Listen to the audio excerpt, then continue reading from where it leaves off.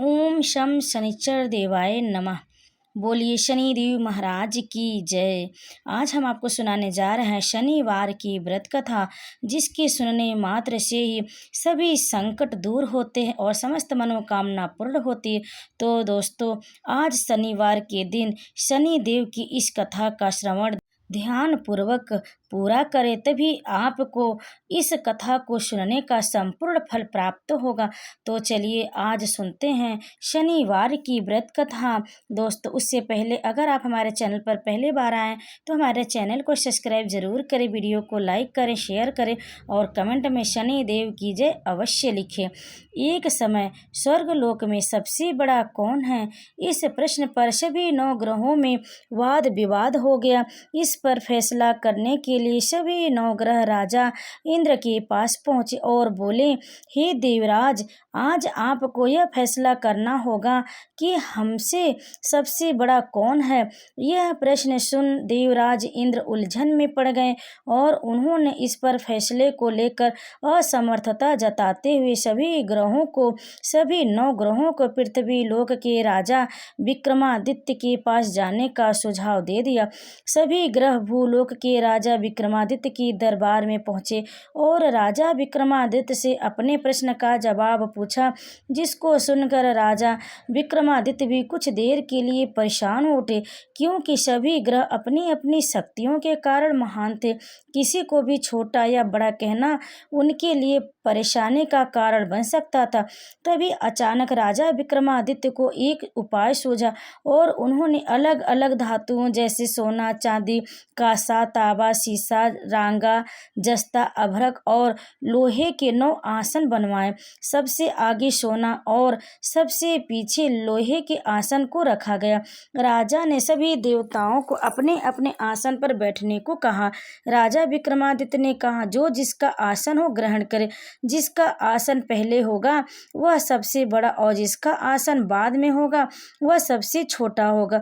चूंकि लोहे का आसन सबसे छोटा था, इसलिए शनिदेव समझ गए कि राजा ने मुझे सबसे छोटा बना दिया है। इस फैसले से शनिदेव नाराज होकर बोले, हे राजन, तुमने मुझे सबसे पीछे बिठाकर मेरा अपमान किया। तुम मेरी शक्तियों से परिचित नहीं हो। सूर्य एक राशि में 1 महीने, चंद्रमा 2 महीने 2 दिन, मंगल 1.5 महीने, बुध और शुक्र 1 महीने, बृहस्पति 13 महीने रहते हैं। लेकिन मैं किसी भी राशि पर 2.5 वर्ष से लेकर 7.5 वर्ष तक रहता हूँ। बड़े बड़े देवताओं को मैंने अपने प्रकोप से पीड़ित किया है। अब तू भी मेरे प्रकोप से सावधान रहना। इस पर राजा विक्रमादित्य ने कहा, जो कुछ भाग्य में होगा देखा जाएगा। कुछ समय बाद जब राजा विक्रमादित्य पर 7.5 की दशा आई तो शनिदेव ने घोड़े के व्यापारी का रूप धारण किया और बहुत से घोड़े के साथ विक्रमादित्य की नगर पहुंचे। राजा विक्रमादित्य उन घोड़ों को देखकर एक अच्छे से घोड़े को अपनी सवारी के लिए चुनकर उस पर चढ़े। राजा जैसे ही उस घोड़े पर सवार हुए, वह बिजली की गति से दौड़ पड़ा। तेजी से दौड़ता हुआ घोड़ा राजा को दूर एक जंगल में लेकर चला गया और फिर वहां राजा को गिराकर गायब हो गया। राजा अपने नगर लौटने के लिए जंगल में भटकने लगा, लेकिन राजा को कोई रास्ता नहीं मिला। राजा को बहुत तेज भूख प्यास लगी। जंगल में बहुत घूमने पर राजा को एक चरवाहा मिला। राजा ने उससे पानी मांगा। पानी पीकर राजा ने उस चरवाहे को अपनी अंगूठी दे दी और उसे रास्ता पूछकर जंगल से निकलकर पास के नगर में चल दिए। नगर पहुंचकर राजा एक सेठ की दुकान पर बैठ गए। राजा के कुछ देर दुकान पर बैठने से सेठ की बहुत बिक्री हुई। सेठ ने राजा को भाग्यवान समझा और उसे अपने घर भोजन पर ले गया। सेठ के घर में सोने का एक हार खूंटी पर लटका हुआ था। राजा को उस कमरे में छोड़कर सेठ कुछ देर के लिए बाहर चला गया। तभी राजा के देखते देखते खूंटी सोने के उस हार को निगल गई। सेठ ने जब हार गायब देखा तो उसने चोरी का संदेह राजा पर किया और अपने नौकरों से कहा कि इस परदेशी को रस्सियों से बांधकर नगर के राजा के पास ले चलो। राजा ने विक्रमादित्य की हार के बारे में पूछा तो उन्होंने बताया खोटे ने हार को निगल लिया। इस पर राजा क्रोधित हुए और उन्होंने चोरी करने के अपराध में विक्रमादित्य के हाथ पांव काटने का आदेश दे दिया।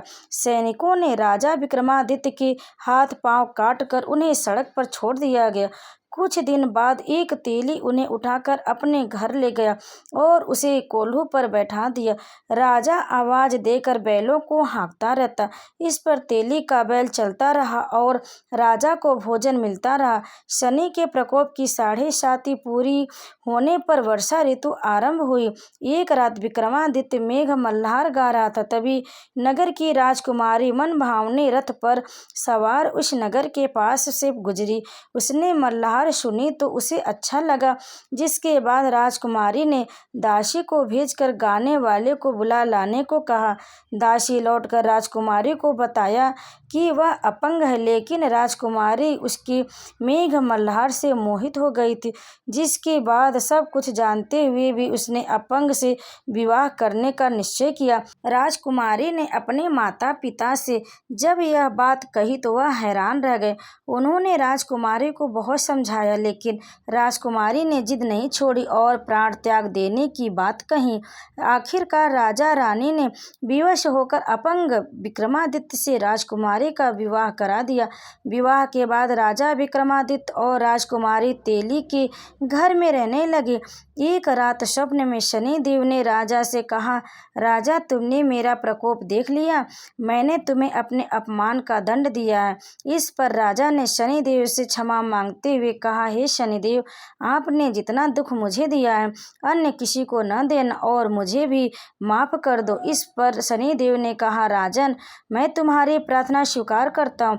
जो कोई स्त्री पुरुष मेरी पूजा करेगा, कथा सुनेगा, जो नित्य ही मेरा ध्यान करेगा, चींटियों को आटा खिलाएगा, वह सभी प्रकार के कष्टों से मुक्त होगा और उसकी सब मनोकामना भी पूर्ण होंगी।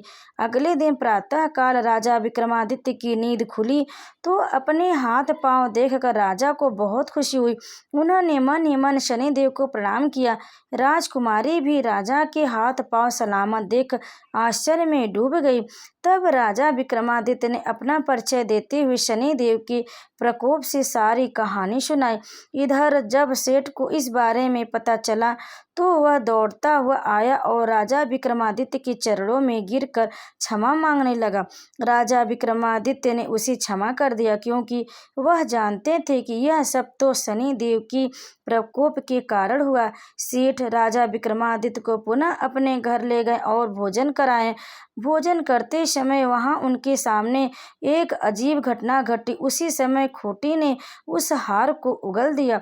सेठ ने भी अपनी बेटी का विवाह राजा के साथ कर दिया और बहुत से स्वर्ण आभूषण धन आदि देकर राजा को विदा किया। राजा विक्रमादित्य राजकुमारी मन भावनी और सेठ की बेटी के साथ अपने नगर वापस पहुंचे तो नगरवासियों ने हर्ष के साथ उनका स्वागत किया। अगले दिन राजा विक्रमादित्य ने पूरे राज्य में घोषणा कराई कि शनिदेव सब ग्रहों में सर्वश्रेष्ठ हैं।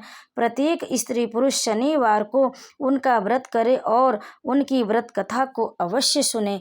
तो एक बार प्रेम से बोलिए शनिदेव महाराज की जय। जो भी इस कथा को सुने और सुनाए उस पर भगवान शनिदेव कृपा सदैव बनी रहे, उसकी समस्त मनोकामना पूर्ण हो। तो दोस्तों, हमारी यह कथा अगर आपको अच्छी लगी तो वीडियो को लाइक करें, शेयर करें और कमेंट में शनिदेव की जय अवश्य लिखें और हमारे चैनल को भी सब्सक्राइब जरूर कर दें। तो एक बार प्रेम से बोले शनिदेव की जय।